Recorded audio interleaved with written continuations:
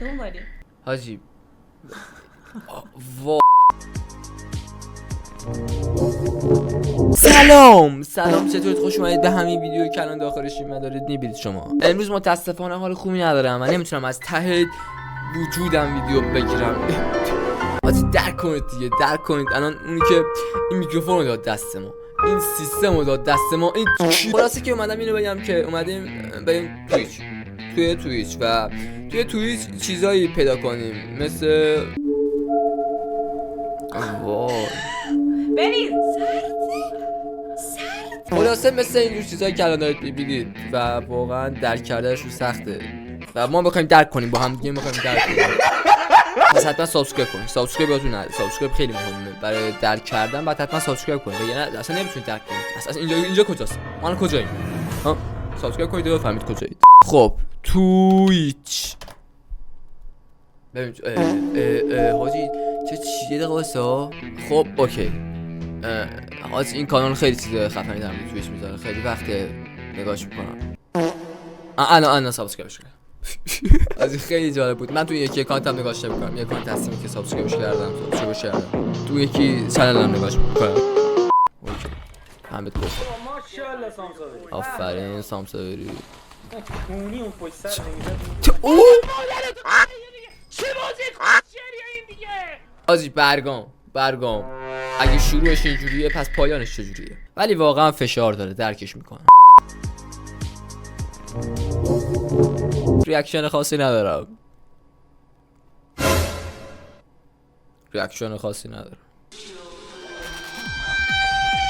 تبلیغام تبلیغای قدیم، تبلیغای یوتیوب هم تبلیغای قدیم. چی بود من دیدم؟ سیاوش چند کیلویی؟ اوکی 81 کیلو شد 1 کیلو. اندازه 5 تا تومن پرسپا میزنم پسر. آجی الان یه جور این صحبتشون میره به سمت فوش دادن یا یه چیزیه که پشم آدم میریزه. پس لطفاً سابسکرایب کنید، بعد صدای گوشتون رو کم کنید. چند کیلویی تو؟ 100 کیلو. اندازه تو میرینم فقط پسر. قشنگ. آجی باد دیگه دوست پسرم مثلا اینجا حرفی بزنه خوشم نیاد اینجوری میشم. چی گفتی؟ احساس میکنم بیشتر طرف تحریک میشه. من نفهمیدم در مورد چی دارن صحبت میکنن و قضیه چیه و من کلا آجی من اصلا هیچی نفهمیدم از این ویدیو. من فکر کنم نباید اینجوری ویدیوی کلا ببینم. فکر کلا به ویدیو دقت نمیکنم. من الان نمیتونم یه دونه درار. حاجی آها فهمیدم قضیه اینه که اینجوری میکنن دود میده بیم پشمام ریخته. واقعا چجوری ما امتحان میکنیم ببینم چجوریه. فقط تریک میخواد. پشیمون حاجی واقعا جوابه.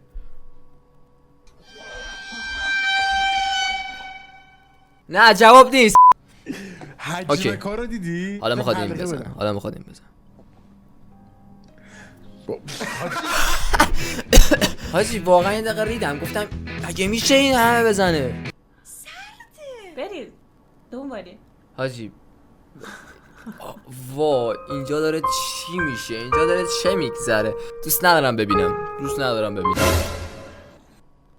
خب اوکی برگشت من به توییچ از همین الان اعلام میشه. از همین الان من میرم توییچ. همین الان میرم یه اکانت جدید توییچ. اوکی بنیامین نوبه یا نیست؟ یعنی ده بنیامین تو سیت از من هد میخوره یا نه؟ دارم مجبور میکنه حاجی. داره مجبور میکنه بگه نه. یک کلمه آره یا نه؟ تو بهترینی. چه جالب چه چیز خفنی پیدا میشه. من خیلی یاد گرفتم بدم بیرون. یاد گرفتم مجبور کنم بگه آره یا نه. حاجی تا فردا داستان است. 100% تا فردا داستان است. من 2 ساعته دارم رکورد میگیرم. کیلومتر رفتن تو درخت. خب اوکی صدایی که من شنیدم حالا کیری خوشمزه بازی در حاجی داشته داستان تعریفی کرده. داشته یه واقعیت تعریفی کرده فکر کنم. یکی میاد یه چیز میگه تو من کیریه میگی شلوارت واسه همین کاراست میرینم به سر. من خوب نیست. خدا وکیلی خوب نیست. چرا پا شد